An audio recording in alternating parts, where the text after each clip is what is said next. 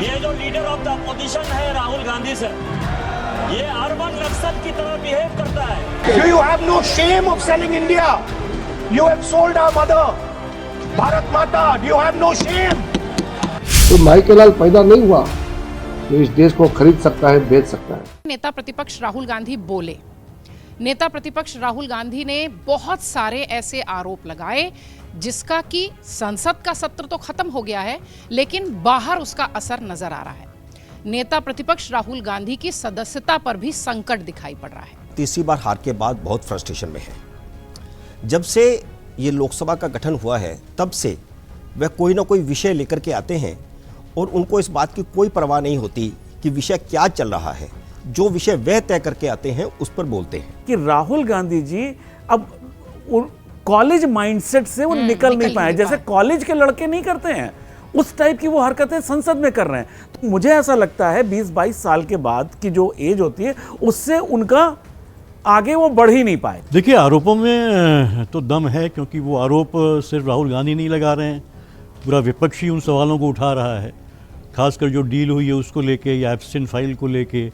तो राहुल गांधी वही जो विपक्ष की जो भावनाएं या जो उनके दिमाग में सवाल उठ रहे हैं या आम जनता के भी दिमाग में सवाल उठ रहे हैं कि ये जो डील हुई है एक्चुअली वो है क्या, क्योंकि कंफ्यूजन भी वो सरकार की मैं गलती मानता हूँ। अपनी सरकार को अमेरिका के साथ डील करने के लिए दांव पे लगा चुकी हो, वो क्या आरोप लगा रही है? और वो यदि कह रही है कि अमेरिका जकड़ लिया है इसलिए डील हो रही है, तो प्रश्न फिर यहाँ पे ये भी खड़ा होता है कि क्या 2008 में मनमोहन सिंह की गर्दन को अमेरिका ने जकड़ लिया था जिसके लिए आपने न्यूक्लियर डील किया? ये जो कुछ हो रहा है इससे संसद की पूरी दुनिया में हमारे सबसे बड़े लोकतंत्र की गरिमा में कुछ उसकी इज्जत बढ़ेगी या और घटेगी, मुझे चिंता इस बात की। अपनी अभी तक की राजनीतिक छवि को एक तरफ रखकर नेता प्रतिपक्ष के रूप में वो उन मुद्दों को, उन आवाज़ों को मजबूती से उठाएं जो आवाज़ें कहीं ना कहीं नहीं उठ पा रही हैं, दबाई जा रही हैं या चिंताएं हैं, लेकिन उन चिंताओं को उठाने के तरीके पर अगर वो जोर देंगे तो मुझे लगता है ज़्यादा प्रभावशाली नेता के रूप में वो अपनी उपस्थिति दर्ज करा सकते हैं। स्वागत आप सभी का। आप देख रहे हैं खबरों के खिलाड़ी। मैं हूं आपके साथ प्रतीक्षा। मेहमानों से परिचय कराऊंगी, उससे पहले आपको विषय से रूबरू करा देती हूं।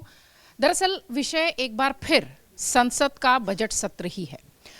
बजट सत्र का पहला चरण खत्म हो गया, दूसरा चरण 9 मार्च से शुरू होगा, लेकिन इस पहले चरण में भी हमने सिर्फ हंगामा और हंगामा ही देखा।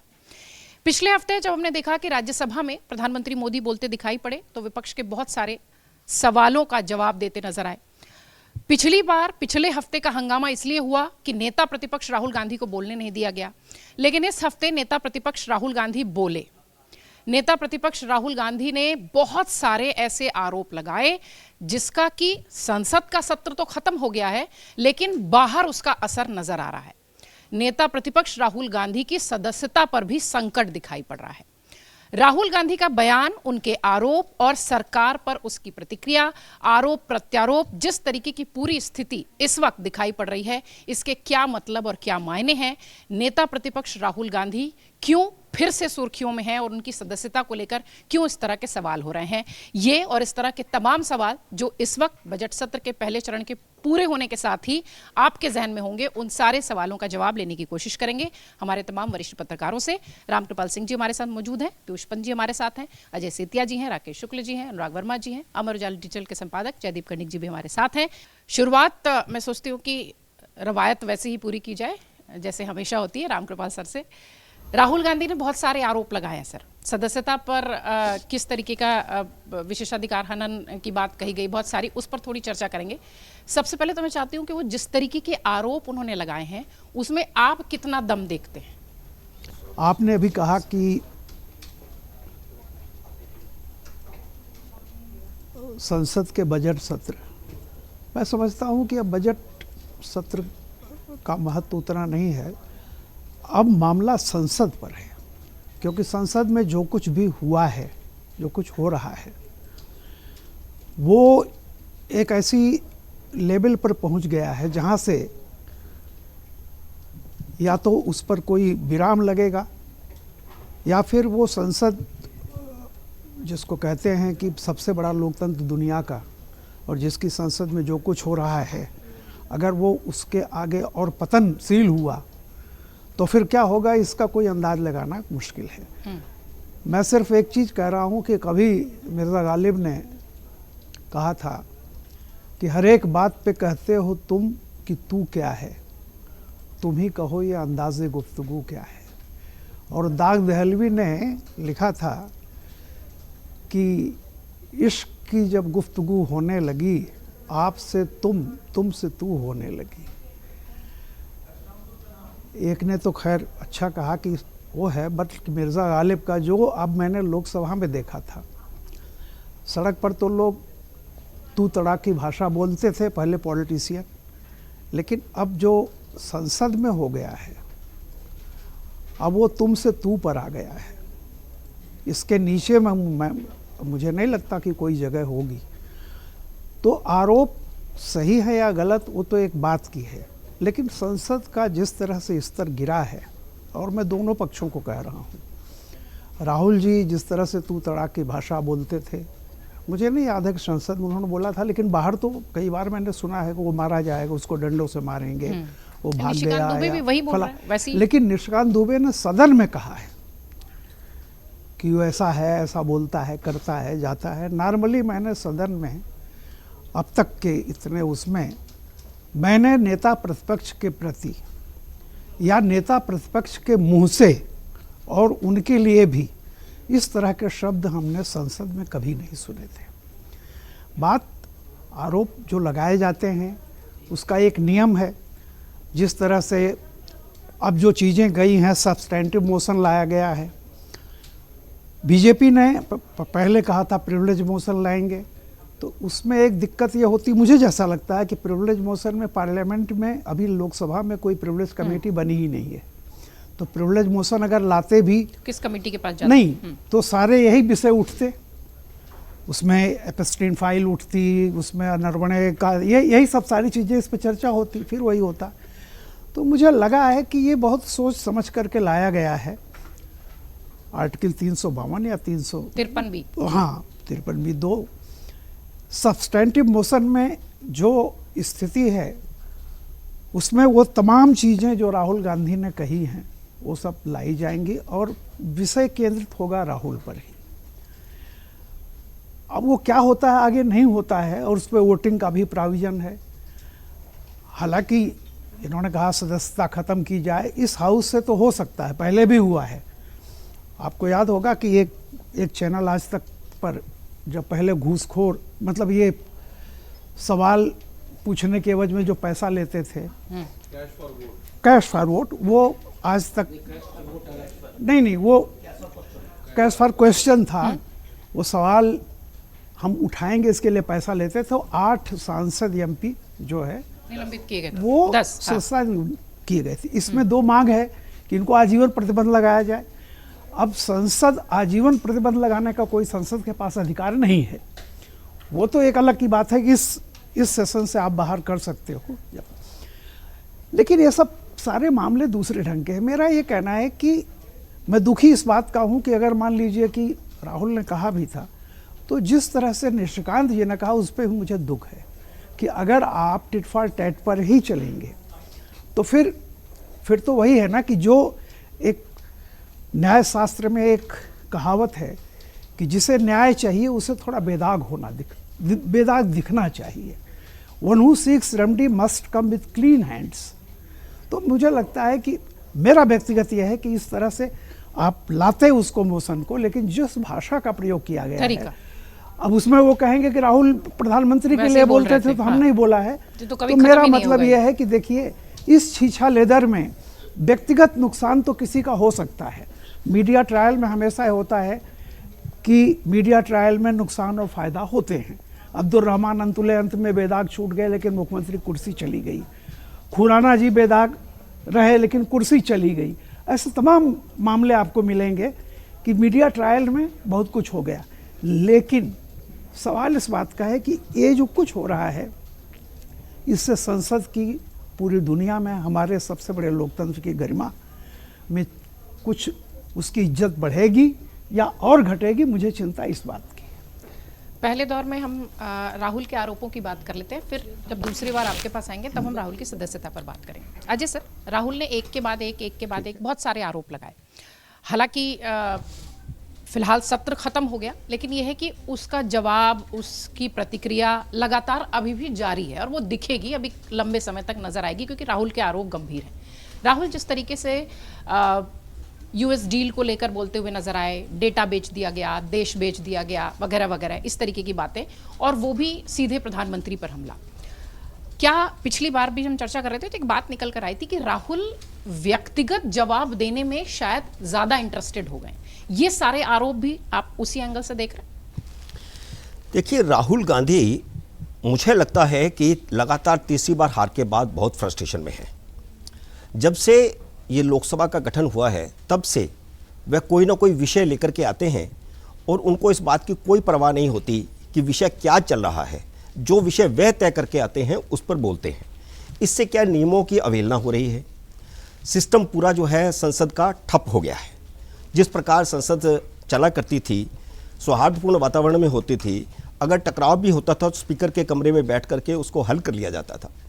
अब वो स्थिति भी नहीं रही। जिस प्रकार हमने देखा वो वीडियो वायरल हुआ और वो वीडियो खुद कांग्रेस के ही एक सदस्य ने वहां पर शूट किया और उसको फिर बाद में वायरल कर दिया गया।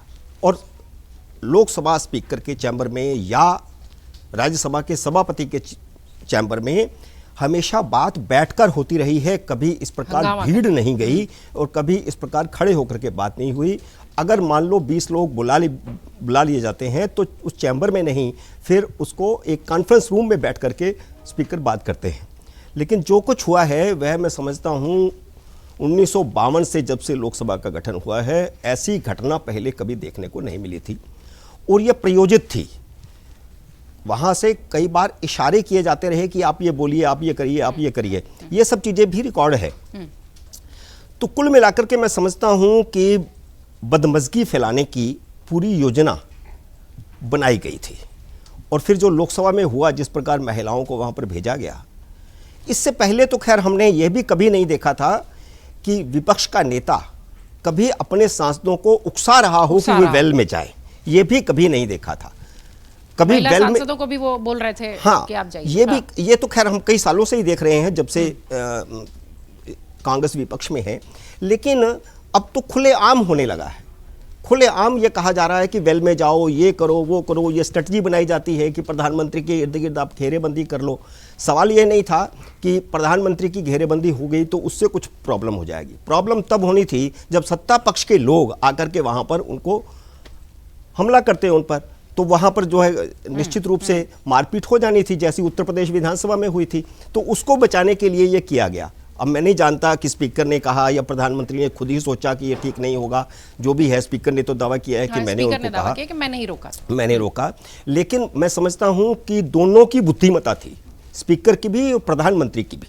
प्रधानमंत्री ने अगर उन्होंने आग्रह किया और प्रधानमंत्री ने आग्रह को मान लिया तो मैं समझता हूं दोनों की बुद्धिमत्ता थी, संसद को इस हालत में लाने से बचा लिया। अदरवाइज तो स्थिति खराब हो रही थी। और जहां तक राहुल गांधी का सवाल है, राहुल गांधी लगातार पूरी तरह तैयारी के बिना नहीं आते हैं और जैसा उनको फीडबैक दिया जाता है उसको काउंटर चेक नहीं करते हैं। उनके भाषणों में 10% 15% हमेशा झूठ होता है। संसदीय भाषा में उसे असत्य कहें। वो अपनी बात को वहां पर पुष्ट नहीं कर सकते, जबकि परंपरा संसद में यह है कि आप जो बोलेंगे उसकी पुष्टि करनी पड़ेगी। आपको टेबल पर वो दस्तावेज रखने पड़ेंगे। स्पीकर ने तो एक बार यह भी कहा कि आपकी बहन प्रियंका ने कुछ बात कही थी और उसकी पुष्टि करने के लिए उन्होंने किताब टेबल पर रखी। आप भी ऐसे रख दीजिए, आप भी ऐसे रख दीजिए। लेकिन उनके पास वो सिर्फ सड़क छाप भाषण देते हैं, जैसे पब्लिक मीटिंग में भाषण दिया जाता है उस प्रकार जाकर के वहां भाषण देते हैं। अभी आप देख लीजिए, नरवणे की किताब को ले लीजिए। नरवणे की किताब का वो जिक्र कर रहे हैं, लेकिन जिन लोगों ने, जिन रक्षा विशेषज्ञों ने उस किताब को पढ़ा है, बहुत सारे लोग हैं जिन्होंने पढ़ लिया है, उनका कहना है कि इसमें ऐसा कुछ भी नहीं है जो सरकार के खिलाफ हो। और उस किताब को छोड़ दो तो योगेश जोशी की किताब, लेफ्टिनेंट जनरल योगेश जोशी जो उस वक्त वहाँ पर प्रभारी थे बॉर्डर पर, उनकी किताब भी तो आ चुकी है। उन्होंने तो कहा है कि सरकार का मुझे फ्री हैंड था और मैंने उसको जो है इस्तेमाल किया। और उस तारीख को 31 अगस्त को रात को 9:30 बजे जो मैसेज आया चाइना से चाइना के वहाँ के सेनाध्यक्ष का कि जहाँ हम खड़े हैं वहीं आप खड़े रहो, वहीं हम खड़े रहते हैं, सुबह बात करेंगे। तो कैसे आया? निश्चित रूप से इधर से कार्रवाई शुरू हो चुकी थी। हाँ। उस प्रेशर में चाइना को ये ने कहना ये मैसेज दिया था।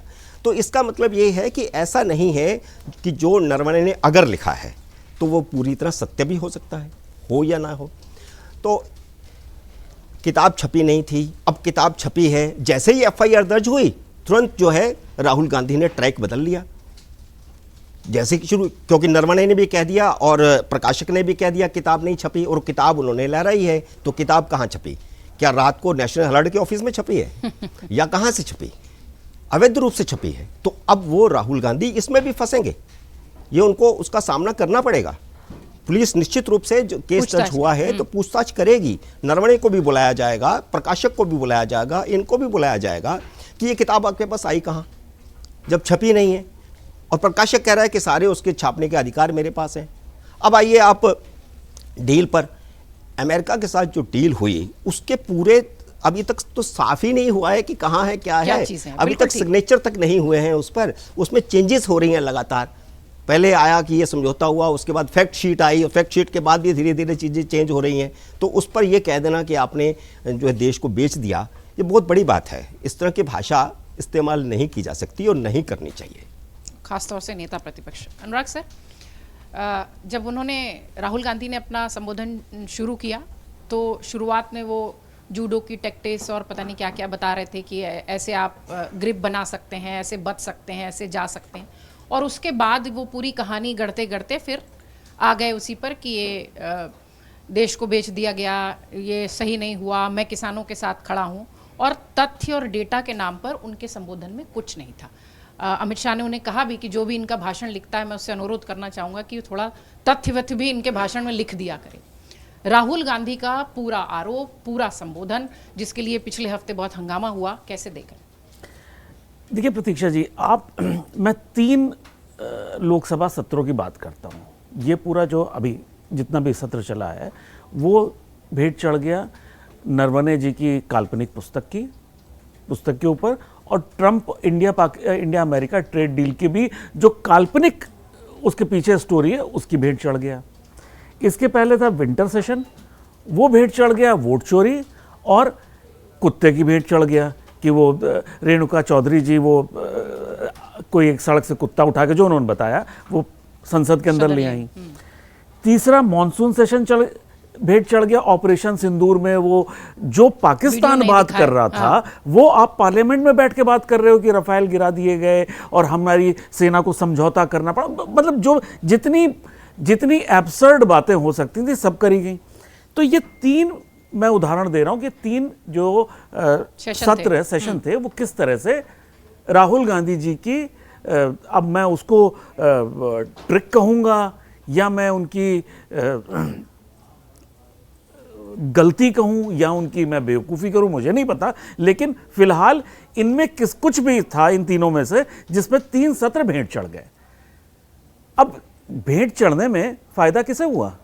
आपने तो सत्ता पक्ष को फायदा पहुंचा दिया, उन्हें जो करना था उन्होंने कर लिया। कराते जा रहे हैं वो। अब आप इतना बड़ा बजट सेशन पे कितनी बड़ी बड़ी बहसें हुआ करती थी आज से 5 साल 7-10 साल पहले, आज क्या हुआ? बजट की तो कोई बात ही नहीं हुई, ना शिक्षा की बात हुई, ना रोजगार की बात हुई, हंगामा ही हो रहा है, ना स्वास्थ्य की बात हुई, कुछ बात ही नहीं हुई। सिर्फ बात यह हुई कि लड़ाई झगड़ा कैसे करना है। ये एक तरह से राहुल गांधी जी की एक ट्रिक बन गई है कि किस तरह से संसद का सेशन जो है, संसद का सत्र जो है, संसद का टाइम जो है, उसको खराब कर दिया जाए और खबरों में बने रहा जाए। एक बहुत छोटा सा एक वाकया हुआ था पार्लियामेंट में। अश्विनी वैष्णव जी मीडिया से बात कर रहे थे, पीछे से राहुल गांधी जी टहलते हुए आए और उनका, चलो मैं भी बात करूंगा, मैं भी बोलूंगा, लेट्स टॉक टुगेदर। अश्विनी वैष्णव जी चले गए। यह बताता है कि राहुल गांधी जी अब कॉलेज माइंडसेट से वो निकल नहीं पाए। जैसे कॉलेज के लड़के नहीं करते हैं उस टाइप की वो हरकतें संसद में कर रहे हैं। तो मुझे ऐसा लगता है 20-22 साल के बाद की जो एज होती है उससे उनका आगे वो बढ़ ही नहीं पाए। जगदम्बिका पाल ने कहा कि मवाली जैसे बात करते हैं। बिल्कुल, वो कॉलेज के लड़के, मतलब मैं बहुत सभ्य भाषा भाई, मैं राहुल मोदी ने कहा था ना कि कईयों की उम्र तो बढ़ती है बुद्धि नहीं बढ़ती। तो आदतें नहीं ठीक हो रही। तो वो 20-22 साल का जो कॉलेज का माइंडसेट होता है उसके आगे वो निकल ही नहीं पा रहे हैं। एक मुझे याद है हम लोग के टाइम पे एक टर्म हुआ करता था वॉकआउट का, मतलब कि मैं अगर जो 5 सवाल पढ़ के गया हूं, अगर वो नहीं आया तो मैं हंगामा करूंगा और एग्जामिनेशन हॉल से बाहर निकल जाऊंगा। राहुल गांधी जी के साथ समस्या यही है कि जो वो पढ़ के आए हैं जो 2 सवाल, उस पर पार्लियामेंट में बात करो तो बात करेंगे, नहीं तो हम हंगामा करेंगे। उनको देश की समस्याओं से, उनको देश के लोगों की समस्याओं से, इन सब चीज़ों से कोई मतलब नहीं है। उनको मतलब जो इकलौती चीज़ से है कि मुझे किस तरह से हंगामे करके खबरों में बने रहना है, सोशल मीडिया में उनके रील्स कैसे वायरल हो। वो एक्चुअली पार्लियामेंट आते हैं लोगों को अपॉर्चुनिटी देने के लिए कि रील बनाओ, मेरी रील बना के वायरल करो और मुझे बनाओ, मुझे बड़ा नेता बना दो, जिससे वो आने वाले समय में जब उनका हाइपोथेटिकल काल्पनिक जेंजी आंदोलन करेगा, सड़कों पे उतरेगा, तब इनको प्रधानमंत्री बना देगा। और अभी एक बात हो रही थी प्रतीक्षा जी कि सभी हमारे वरिष्ठ सहयोगी कह रहे हैं राहुल गांधी फंसेंगे, राहुल गांधी फंसेंगे। अरे भाई, राहुल गांधी तो फंसना चाहते हैं, वो तो चाहते हैं कि हमें फंसाओ, हमें खबरों में लाओ, हमें जो है नेता बनाओ, कि शायद कभी कुछ जेंजी आए और उनको नेता बना दें, उनको प्रधानमंत्री बना दें। तो वो कहीं फंसने से डर नहीं रहे, वो तो चाह रहे हैं उनको फंसाओ। उनके स्टंट, आजकल राहुल गांधी स्टंट करते दिखाई पड़े। पीयूष सर, सदन में राहुल गांधी के आरोप कितने गंभीर आप मानते हैं? और जिस तरीके से उन्होंने यूएस डील को लेकर भी कहा, उन्होंने देश के डेटा पर अपनी बात रखी, ओवरऑल उनके आरोपों में कितना दम? देखिए, आरोपों में तो दम है, क्योंकि वो आरोप सिर्फ राहुल गांधी नहीं लगा रहे हैं, पूरा विपक्ष ही उन सवालों को उठा रहा है, खासकर जो डील हुई है उसको लेके या एप्स्टिन फाइल को लेके। तो राहुल गांधी वही जो विपक्ष की जो भावनाएं या जो उनके दिमाग में सवाल उठ रहे हैं, या आम जनता के भी दिमाग में सवाल उठ रहे हैं कि ये जो डील हुई है एक्चुअली वो है क्या। क्योंकि कन्फ्यूज़न भी वो सरकार की मैं गलती मानता हूँ कि सरकार ने इंटरिम डील है, इसमें कोई दो राय नहीं है, लेकिन क्या होना है, और इसीलिए डिबेट ज़रूरी थी। और उसको मुझे लगता है कि सरकार को अपना पक्ष रखना चाहिए। इससे पहले कि आप राहुल गांधी को डिस्टर्ब करते, आप उनको बोलने देते और उसके बाद सरकार जवाब देती कि नहीं, स्थितियां ये हैं।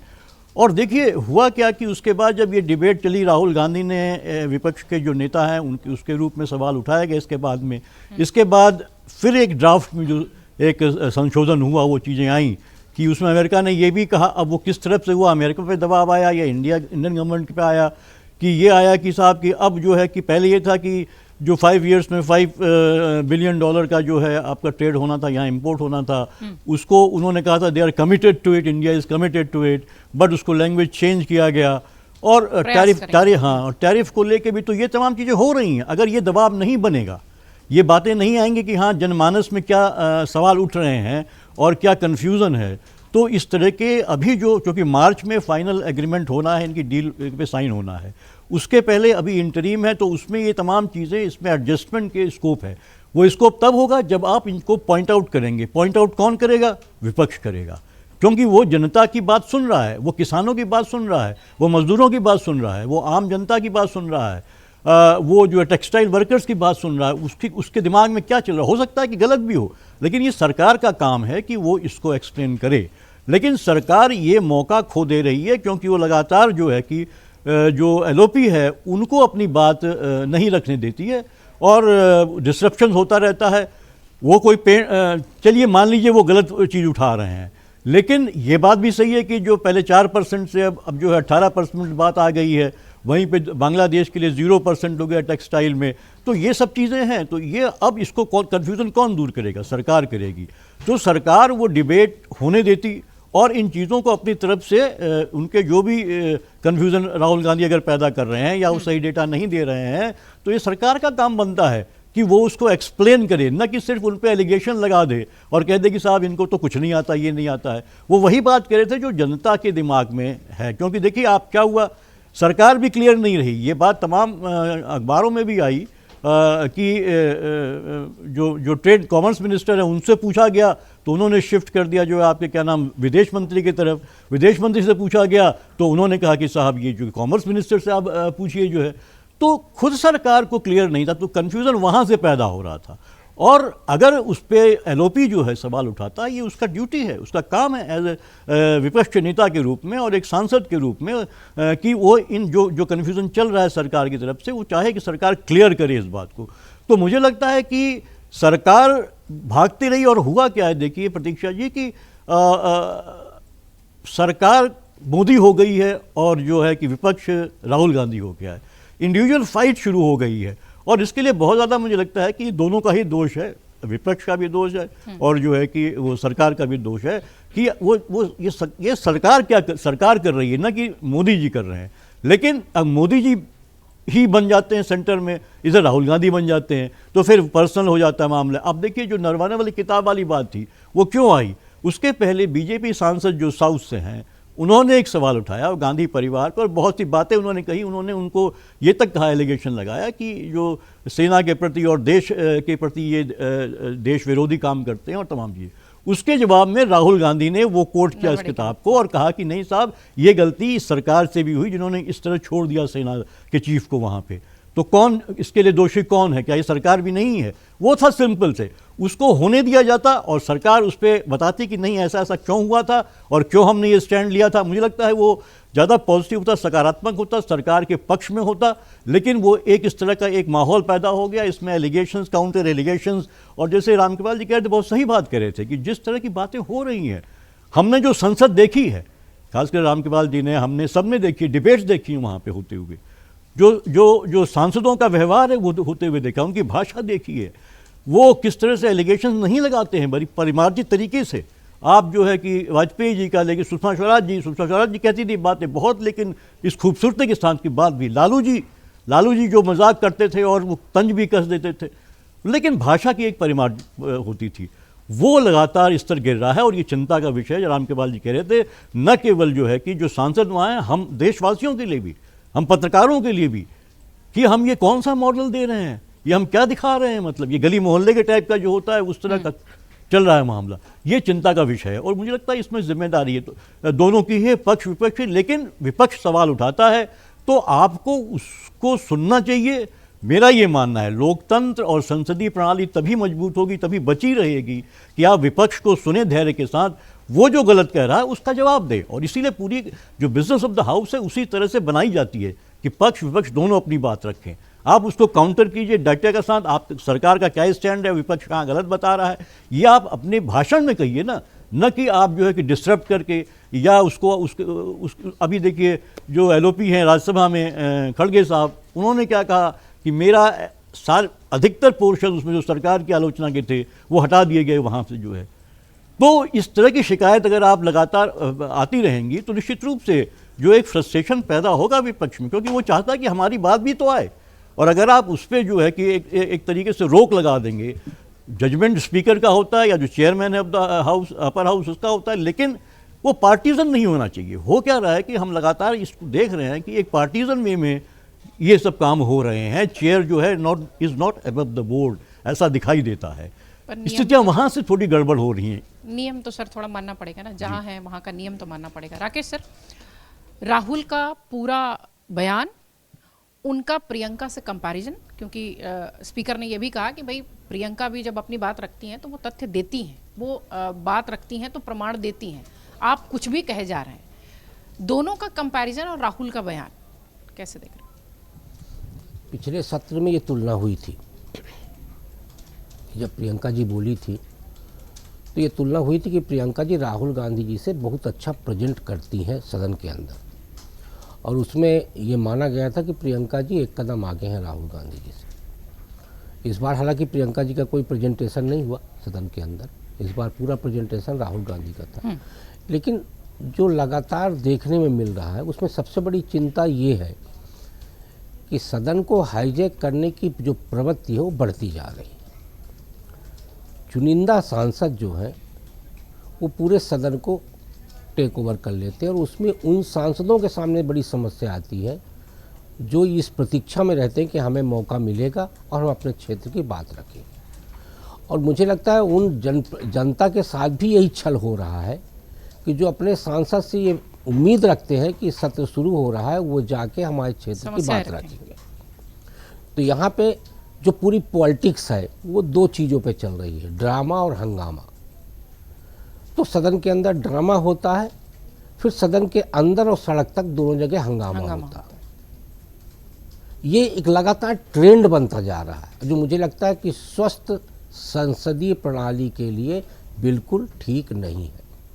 अब इस बजट सत्र की हम बात करें तो सत्ता और विपक्ष में यदि आप देखेंगे, तुलना करेंगे, तो कोई किसी से कमतर होने की स्थिति में नहीं था।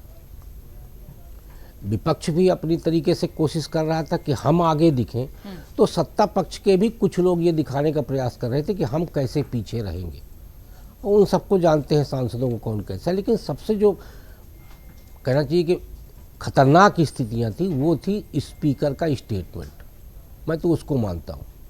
स्पीकर की तरफ से ये कहना कि बहुत ही अप्रत्याशित घटना हो सकती थी, ये मुझे जानकारी मिली। एक होता है मुझे आशंका थी और एक होता है जानकारी मिली। स्पीकर को इस बात की जानकारी यदि थी कि प्रधानमंत्री जी यदि आएंगे सदन के अंदर और यदि उस समय पर वो बोलने के लिए उपस्थित होंगे तो कुछ अप्रत्याशित हो सकता था। तो हिंदी में अप्रत्याशित शब्द जो है वो बहुत व्यापक होता है।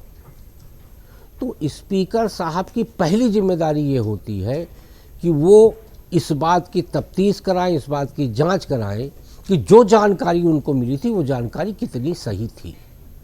क्योंकि वो जो पूरा संसद परिसर है उसके मालिक स्पीकर होते हैं, उसके सरकार वही होते हैं। तो स्पीकर की तरफ से जो कहा गया, मुझे लगता है वो जो उन्होंने कहा कि अप्रत्याशित था, वो सुन के हमें भी बड़ा अप्रत्याशित लगा। लेकिन निशिकांत दुबे जी की भी जो भूमिका थी वो भी ठीक नहीं लगी संसदीय मर्यादा के अनुरूप। जहाँ तक राहुल जी की बात है, राहुल जी की कथन पे टिप्पणी इसलिए नहीं की जा सकती कि टिप्पणी कहाँ से शुरू करें और कहाँ पे ख़त्म करें। राहुल जी जिस पोर्शन को लेके आए नरवणे जी की किताब का, तो यहाँ सब लोग रिपोर्टिंग किए हुए लोग हैं। मैं अपना अनुभव ये बताता हूँ कि हम लोग जब प्रेस कॉन्फ्रेंस में जाते हैं प्रतीक्षा जी, तो वहाँ करीब 50 पत्रकार होते हैं और संबोधन करने वाला एक व्यक्ति होता है। लेकिन जब आप 10 अखबार दूसरे दिन उठाएंगे तो हर अखबार की हेडलाइन और इंट्रो आपको अलग मिलेगा। तो जो भाव निकाला गया नरवणे जी की किताब का, वो भाव उन्होंने अपने तरीके से निकाला एज एक रिपोर्टर।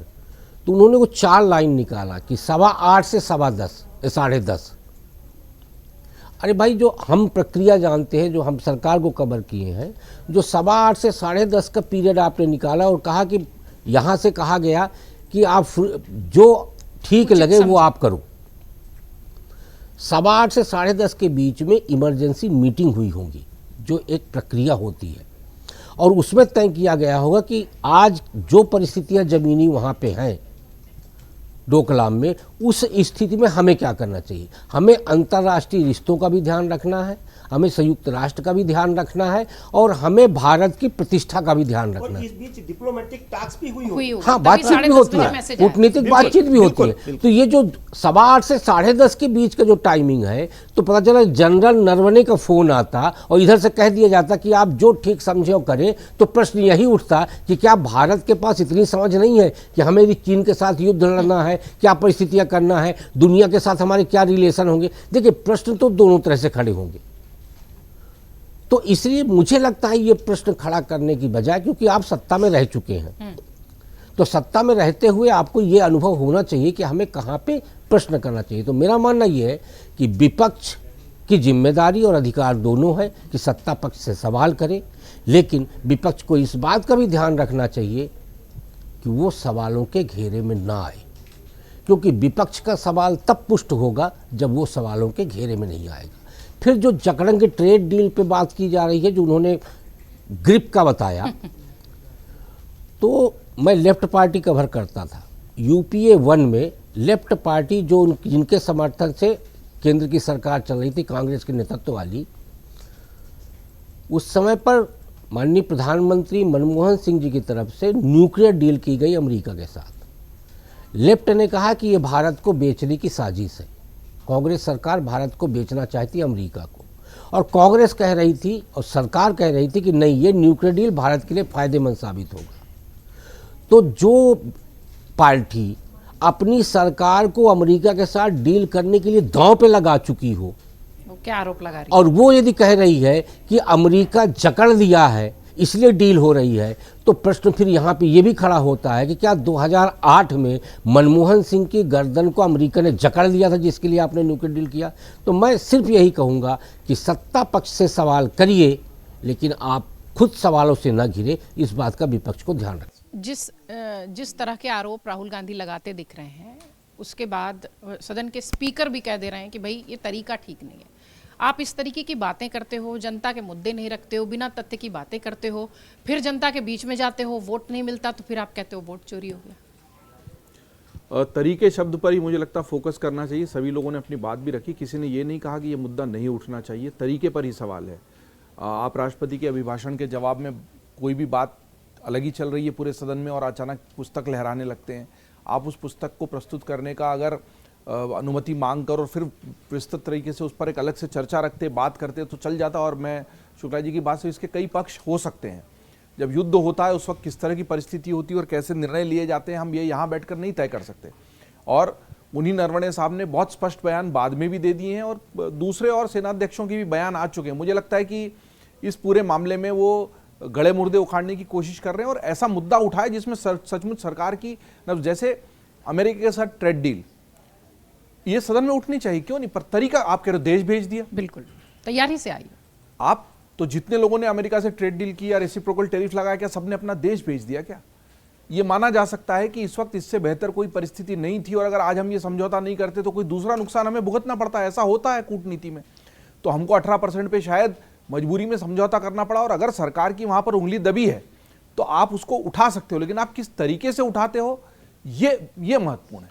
अगर आप उसको देश भेज दिया और इस तरह के अनर्गल प्रलापों के साथ उठाते हो, लेकिन अगर आप उसमें इंडस्ट्री का मुद्दा उठाते हो, आप मुद्दा उठाते हो कि इसमें टेक्सटाइल का क्या होगा, कृषि को लेकर लोगों में चिंताएं हैं और इसमें कुछ चीज़ें ऐसी हैं जिसमें पहले लग रहा था कि टैक्स लगेगा ही नहीं और अब लग रहा है कि लगेगा। देखिए, क्योंकि अभी पूरी फाइनल डील तो हुई नहीं ना, इंतरिम समझौता उसको कहा ही गया है।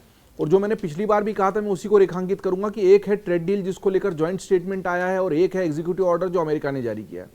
एग्जीक्यूटिव ऑर्डर में स्पष्ट था, केवल रूस से तेल खरीदने वाली बात को एम्फेसाइज किया और उन्होंने कहा कि हम रूस को इस युद्ध में आर्थिक रूप से पीछे करना चाहते हैं, वो यूक्रेन को नुकसान पहुंचा रहा है, दुनिया को नुकसान पहुंचा रहा है और हम चाहते हैं कि वो जो ऑयल खरीद है भारत उससे ना करे और हम उसको मॉनिटर करेंगे। बहुत स्पष्ट रूप से इसका मतलब है, हमें भी समझ में आता है कि दबाव किस तरह का है, कहाँ का है, क्या उसको लेकर हमने कोई समझौता किया, क्या हम पूरी तरीके से रूस से तेल खरीदने को लेकर सहमत हो गए हैं, नहीं हुए हैं।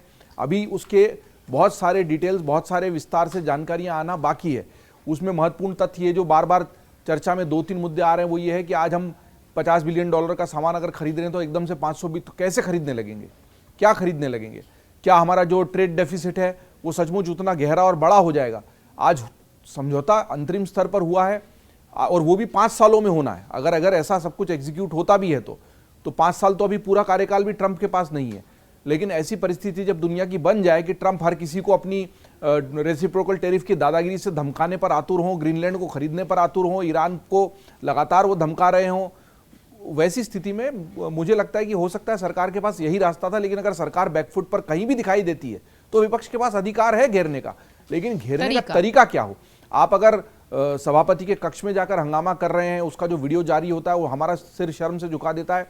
और जो यहाँ पर पूरे वरिष्ठ पत्रकार हैं जिन्होंने लंबे समय तक संसद को कवर किया है, वो जो दृश्य देखे उन्होंने, और जब से टीवी पर संसद लाइव आई, हमने भी अपने स्कूल के और कॉलेज के दिनों से संसद को जब लाइव देखा तो कुछ दृश्य हमने देखे जिनसे हम विचलित हुए। लेकिन ये भी समझ में आया कि ये नीति और नियम बनाने का स्थान है, लोकतंत्र का सबसे बड़ा मरकज है, प्रतीक है।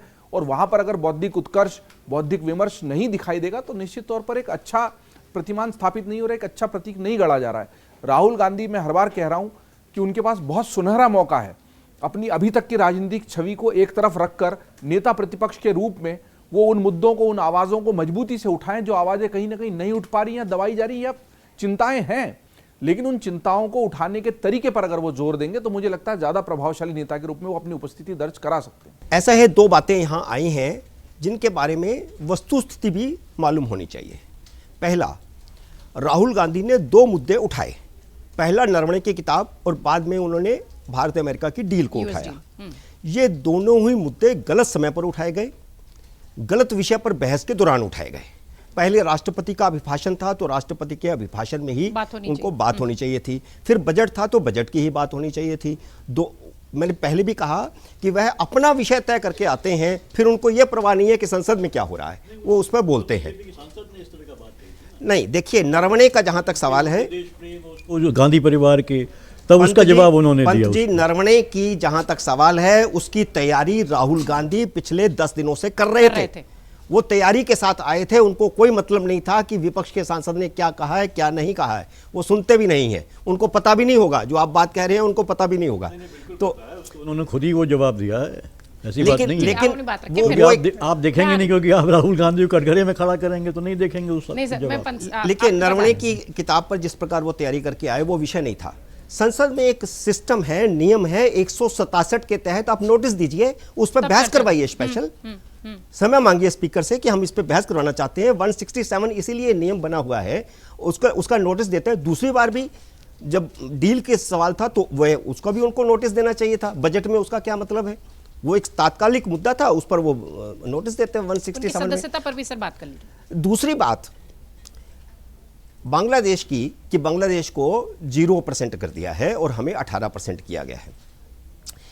आप देखते नहीं कि बांग्लादेश पर एक शर्त लगाई गई है कि यार्न जो है वो अमेरिका से खरीदेगा, जिस पर 10% टैक्स लगेगा। बहुत सारी चीजें हैं इसमें, और वो इसके बावजूद भी बांग्लादेश का जो कपड़ा है वो भारत के मुकाबले महंगा पड़ेगा, इसके बावजूद कि 0 लगा दिया है, क्योंकि वो यार्न उसको अमेरिका से खरीदना है। हाँ, इसके थोड़ा नुकसान भारत को होगा, क्योंकि बांग्लादेश भारत से बहुत सारा यार्न और कपास खरीदता है, वो हमारी थोड़ी सी बिक्री हो सकता है कम हो, लेकिन उससे क्या होगा कि भारत में कपड़ा सस्ता हो जाएगा, आम आदमी के लिए उसका लाभ होगा।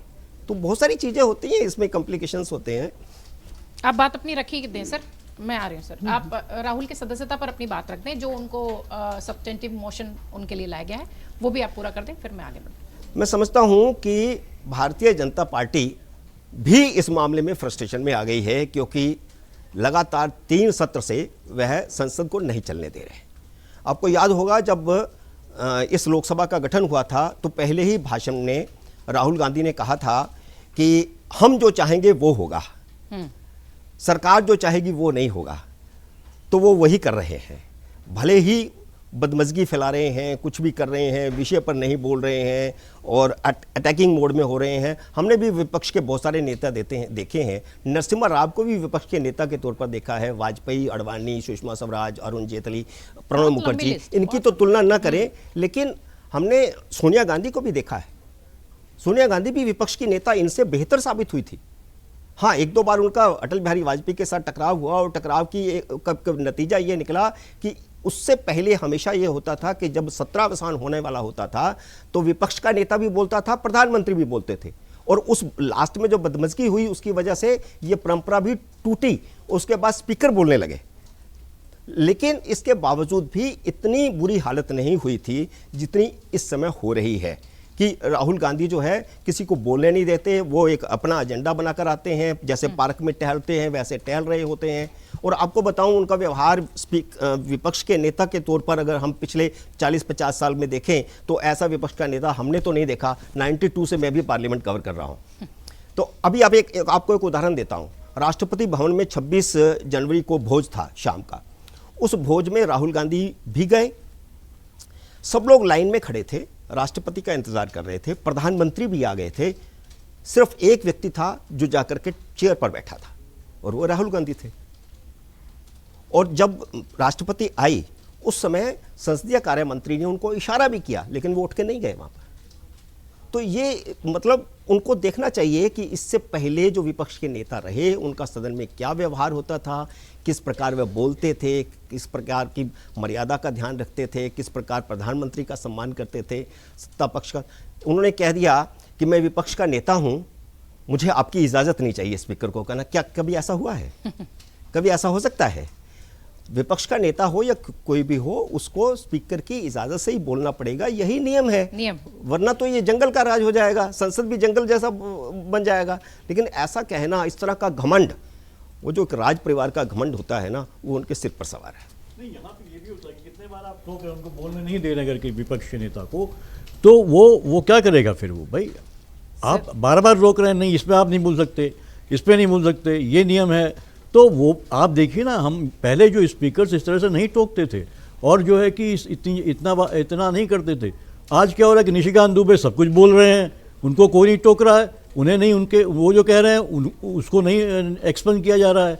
लेकिन विपक्ष के जो नेता हैं उनका लगातार जो कहते हैं, सरकार की आलोचना करते हैं, आप एक्सप्लेन कर दें तुरंत।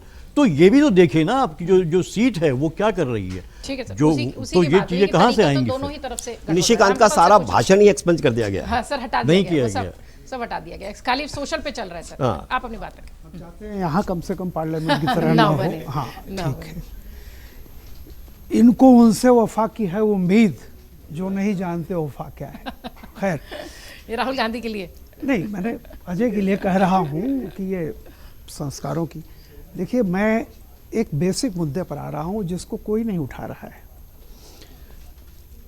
प्रधानमंत्री, विपक्ष का नेता ऑलमोस्ट इक्वल फुटिंग पे आते हैं किसी भी, और ये अपेक्षा रखी जाती है कि बाकी आप कुछ जाने न जाने, जिस दिन आप लीडर अपोजिशन होते हैं, बन जाते हैं या बनाए गए या किन्हीं कारणों से बन गए, तो कम से कम जो संसद संविधान के जो कानून हैं, माना जाता है ignorance of law is no excuse.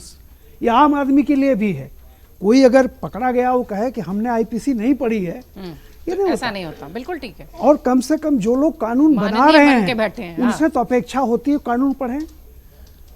अगर आपको यह मालूम पड़ा कि एक ऐसी किताब छपी है जो संविधान के द्वारा प्रदत्त अधिकारों के तहत बने कानून का उल्लंघन करती है, यानी एक कार ऐसी जिसको चुरा लाया गया, तो पहले तो उस किताब की वैधता, अगर आपको सचमुच में राष्ट्र की सुरक्षा की चिंता थी, सेना की बात थी, राष्ट्र की बात तो थी, पहले आप ये कहते कि ये किताब जब रक्षा मंत्रालय से क्लियरेंस नहीं मिला है तो कैसे छपी।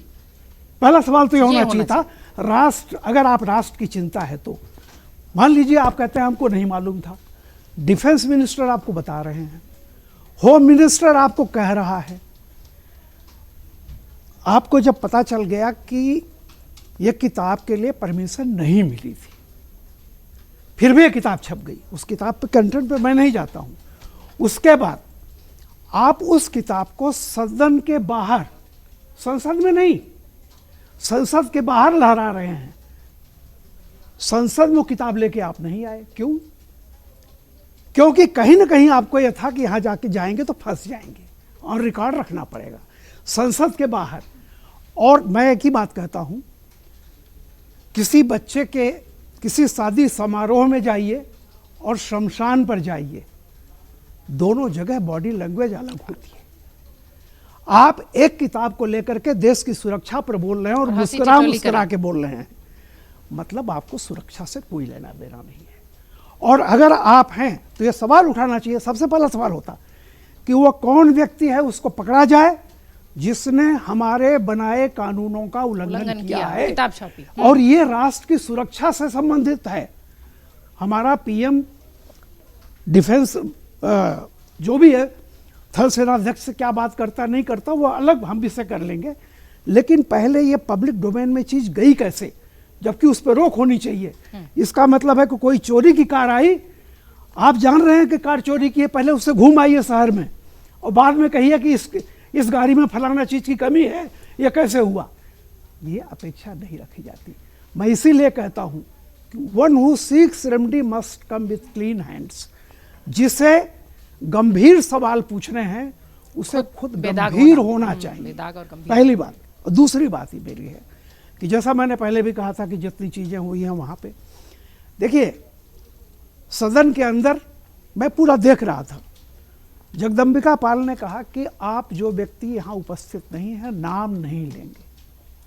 उन्होंने कहा ठीक है मैं नाम नहीं लूंगा, उसके ठीक 3 मिनट बाद फिर वो नाम ले रहे हैं। मतलब आप इससे सोचिए ना कि आप जो खुद प्रॉमिस कर रहे हैं संसद में वो भी आप भूल जा रहे हैं। तो मेरा ये कहना है, मैं बाकी चीजों पर कुछ भी नहीं जाता हूं। ईमानदारी की बात यह है, अगर आप देखिए इंडिया अलायंस नामक चीज क्या है, ये बनी थी इसलिए कि हम मिलकर चुनाव लड़ेंगे। लेकिन इसका काम अब क्या रह गया है कि चुनाव के समय हम अलग हो जाएंगे, और बाद में शोर मचाएंगे, बाकी समय जो भी तुम गलत करोगे हम में चाहे जाने अनजाने साथ रहेंगे। अभी से घोषणा हो गई कि बंगाल में कांग्रेस अकेले लड़ेगी, लेकिन तो मैं कहता हूं जब चुनाव में आप इकट्ठा नहीं रहेंगे तो किस लिए इकट्ठा रहते हैं आप, जब तक चुनाव नहीं होता तब तक। बिल्कुल सही। या आप सोचिए जरा सा। तो सवाल इस बात का है कि राहुल अकेले नहीं कर रहे हैं, विपक्ष की समूची विश्वसनीयता पर सवाल उठा रहे हैं। और आज की तारीख में बता दूं, खुद विपक्ष की तमाम पार्टियां ये जान रही हैं कि उनका नुकसान हो रहा है। और मैं नहीं कहता, देखिए हालांकि मैं जानता हूं कि संसद की बहस से एक बहुत ही थिन माइनॉरिटी, और वो थिन माइनॉरिटी जो उसके जो समझती है जानती है वो पहले से ही डिवाइडेड रहती है, पहले से ही पक्षधर रहती है। लेकिन जो मेजॉरिटी है वो कोई संसद की बहस देख करके नहीं देती, लेकिन मीडिया ट्रायल का फायदा मिलता है, इसमें कोई दो राय नहीं। स्पर्धा दो तरह की होती है, एक होती है प्रतिस्पर्धा, एक होती है परिस्पर्धा। परिस्पर्धा ये होती है कि अगर आपकी कमीज सफ़ेद दिख रही है तो मैं कोशिश करके इतनी अपनी कमीज धुलूं कि आपसे ज़्यादा सफ़ेद हो जाए, इसको कहते हैं परिस्पर्धा।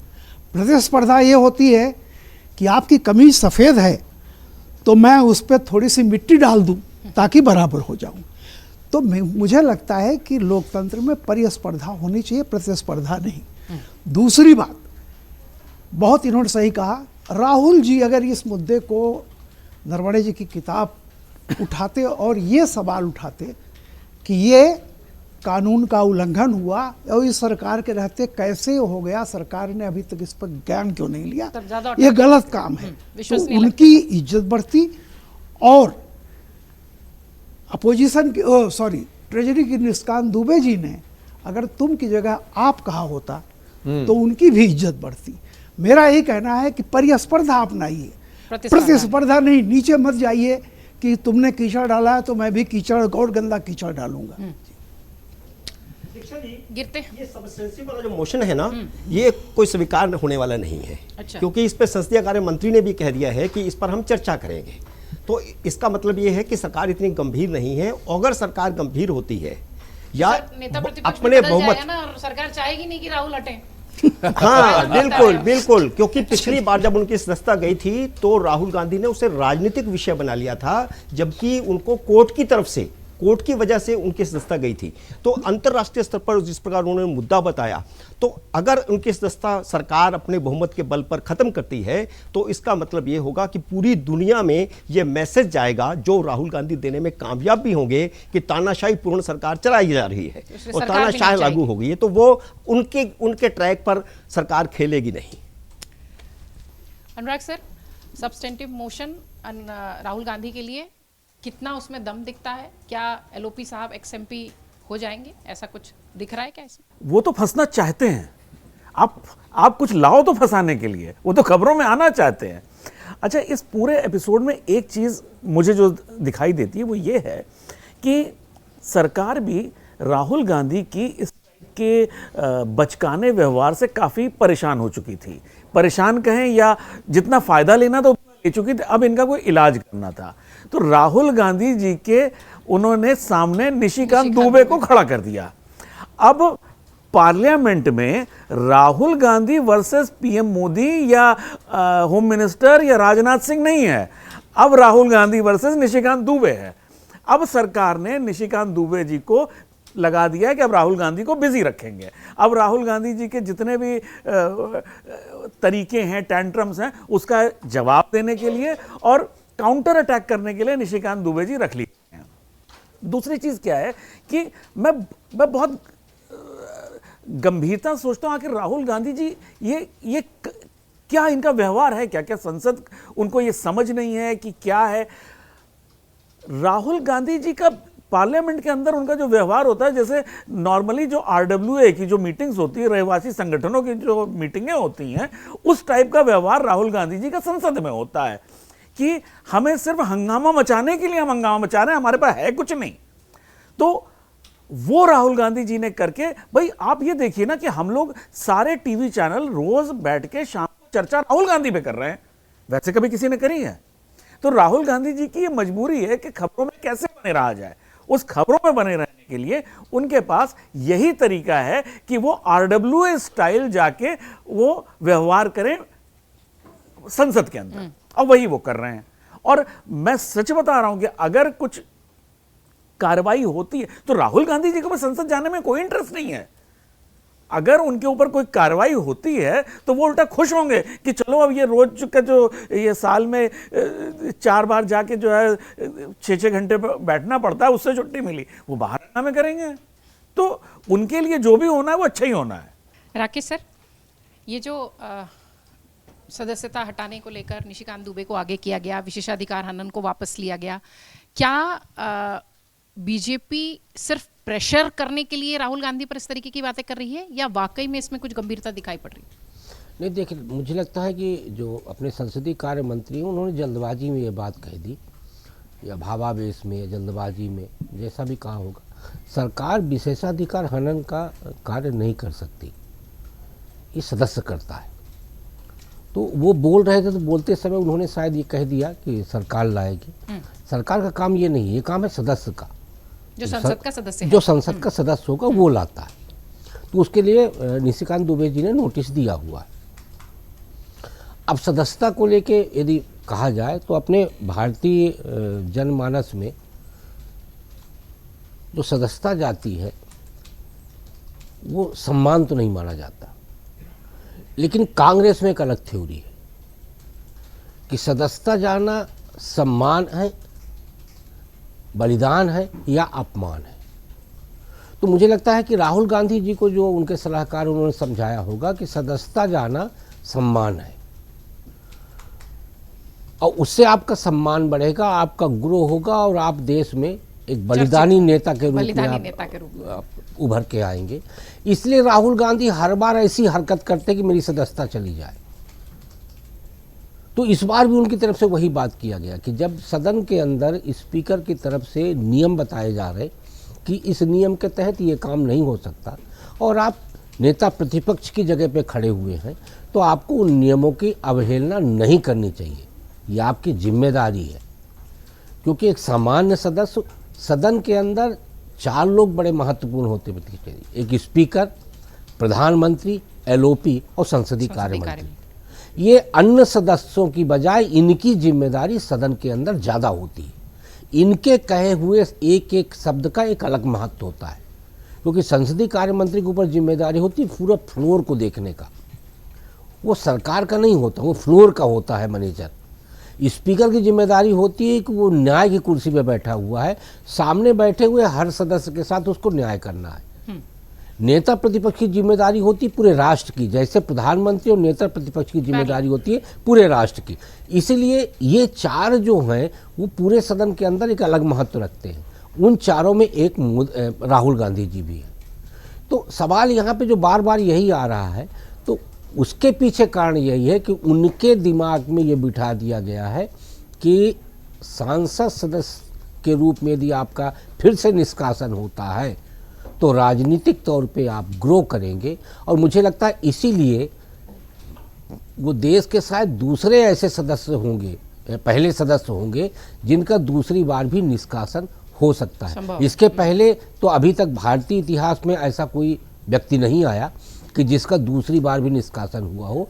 और वो उस निष्कासन को प्रमाणित करने के लिए आप देखिएगा जो मार्च में सत्र आने वाला है, जिसका एजेंडा इसी सत्र में सेट हो गया है, उस मार्च के सत्र में भी राहुल गांधी जी अपनी सदस्यता समाप्त करने के लिए 2 कदम नहीं बढ़ाएंगे, मुझे लगता है दौड़ लगाएंगे।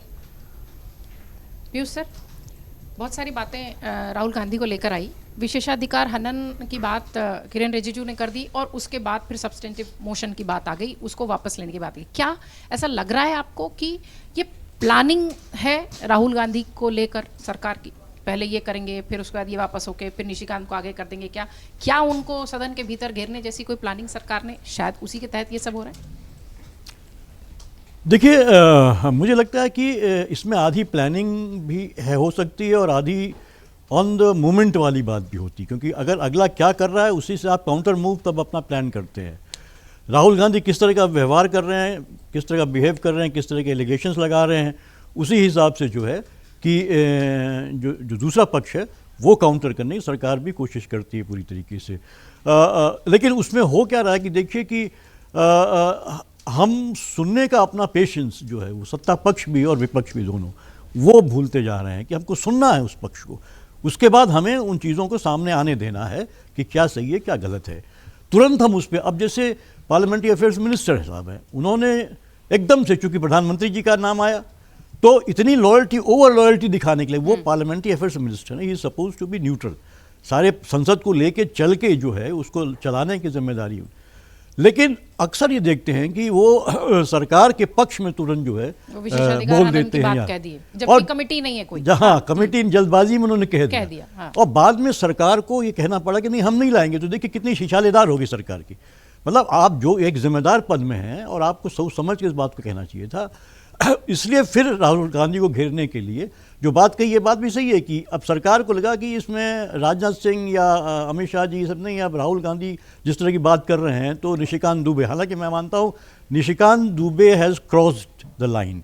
इस तरह की जिस तरह की भाषा उन्होंने तू तड़ाक करके बोला, ये तो बहुत ही असंसदीय था और तुरंत हस्तक्षेप चेयर का होना चाहिए था। सर हुआ था, बाद में बहुत देर में हुआ, बहुत देर में हुआ, उस समय नहीं। देखिए इसको हमें एक्सेप्ट करना चाहिए, हम पत्रकारों को एक्सेप्ट करना चाहिए, क्योंकि हमको ज़रूरी ये इंगित करना ताकि ये चीज़ें सही हो। हम इंस्टीट्यूशन के पक्ष में बात कर रहे हैं, न कि किसी पार्टी के। तो हम कम से कम पत्रकारों की जिम्मेदारी बनती है कि इन चीज़ों को कहें, तुरंत उसको हस्तक्षेप करना चाहिए था। ये मेरा मानना है और ये होना भी चाहिए, सभी मेरे ख्याल से ये इसको मानेंगे। तो मुझे लगता है कि ये स्ट्रेटजी इसी तरह से सरकार भी कर रही है कि, और निश्चित रूप से वही मैंने आपसे पहले भी कहा कि सरकार के रूप में हमें नरेंद्र मोदी जी हो गए हैं सबसे आगे, ठीक है। वही सारा कुछ जो अटैक होता है, काउंटर अटैक होता है, या जो पॉलिसीज होती है उनकी सफलता, वो सारी नरेंद्र मोदी जी चेहरा है, और विपक्ष के रूप में राहुल गांधी हो गए हैं। तो उसमें क्या हो गया है कि अब पर्सनल चीज़ें बहुत आ गई, इसलिए कि राहुल गांधी को लगता है किस तरह से, इसलिए राहुल गांधी हमेशा नरेंद्र मोदी जी को अटैक करते हुए दिखाई देते हैं जी। उनको लगता है कि मुझे जो लिवरेज मिलेगा वो इसी से मिलेगा है, और राहुल, क्योंकि मोदी हर चीज़ की वाहवाही लूट रहे हैं तो मैं काउंटर करता हूँ, जो असफलताएं सरकार की मोदी जिम्मेदार है। तो चीज़ें वहाँ पे आके जो नीतिगत निर्णय भी हैं वो जाके एक व्यक्ति के ऊपर आके टिक जा रही हैं, राहुल वर्सेस मोदी। तो मुझे लगता है ये चीज़ों को सुधारने की जरूरत सरकार को, इसीलिए सरकार को मुझे लगता है और समय देना चाहिए। Let opposition speak, point out सरकार का काम है कि नहीं, हमने जो निर्णय लिए हैं वो इस संदर्भ में लिए हैं, देश के पक्ष में ये था। वो जब तक सरकार एक्सप्लेन नहीं करेगी, जब तक ऑपोजिशन को बात नहीं करने देगी, आप लगा डिस्टर्ब चाहे ऑपोजिशन करे। अब तो हम ये देख रहे हैं पक्ष की तरफ से भी बहुत डिस्ट्रप्शन हो रहे हैं लगातार।